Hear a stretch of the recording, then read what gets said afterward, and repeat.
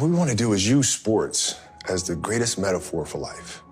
And if we feel like if we can teach kids how to deal with anxiety, how to deal with pressure, how to deal with failure, how to deal with success through sport, then in turn it helps them to become better people, right? So like if you're struggling with something, if your kid's struggling with a bully at school or struggling with taking tests because the pressure is just too much, how do you practice that? Like as a father, you can go to your daughter and your son and say, okay, work your hardest, don't worry about the end result. But those are just words, aren't they? Mm-hmm. Right? They have to physically put themselves, emotionally put themselves in that same situation over and over to really be able to understand how to deal with it. And what we're saying is that sports does that for you.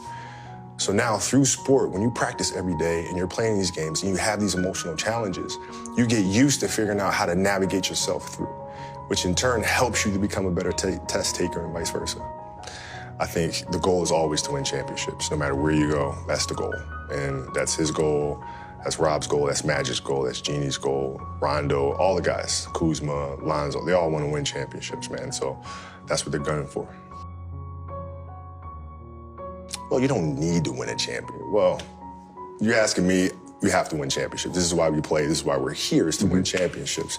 And, he wouldn't have came here if he didn't expect to win championships.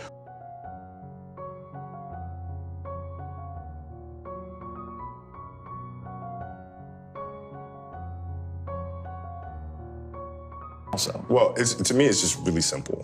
Wherever you play, the object is to win championships. That's it. End of story. End of story.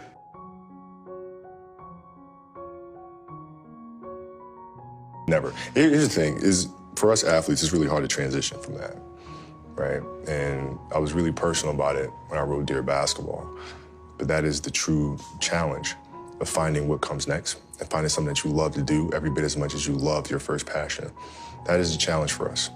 And I think, unfortunately for us athletes, we've been pigeonholed into thinking that we can only be one thing.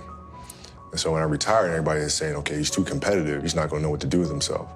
He's gonna have to come back. I took that as a personal challenge of them thinking I'm this one-dimensional person, that all I know is how to dribble the ball, shoot the ball, and play basketball and compete at that level. And so I took that as a personal challenge. I will never come back to the game, ever. I'm here to show people that we can do much more than that. And creating this business, winning an Oscar, winning the Emmy and the Annie, those are things that are showing other athletes that come after, no, there's more to this thing, right? So I would never, it's not even a,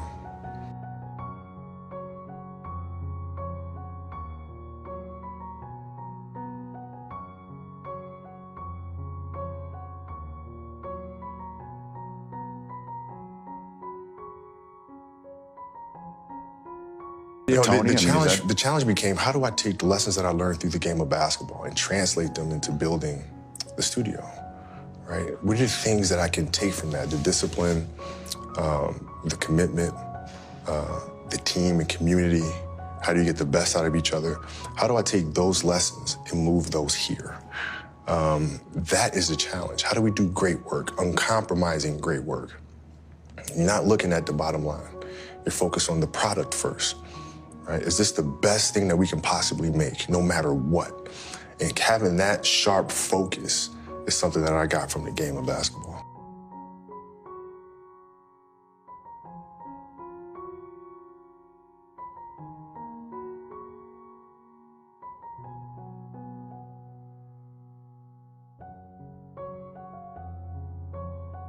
I'll sit and I'll think and I'll create. I write them all out. And create the characters, create the rules, the structure. And then you kind of got to go with your gut. You got to go with your gut and see, are we creating something that's been done before? Or is this a project something that nobody's seen before? Mm-hmm. And is it a project that we're not sure that we can do? And if the answer is yes, then 9 times out of 10, we're going for that one, right? Because that means we're pushing boundaries a little bit.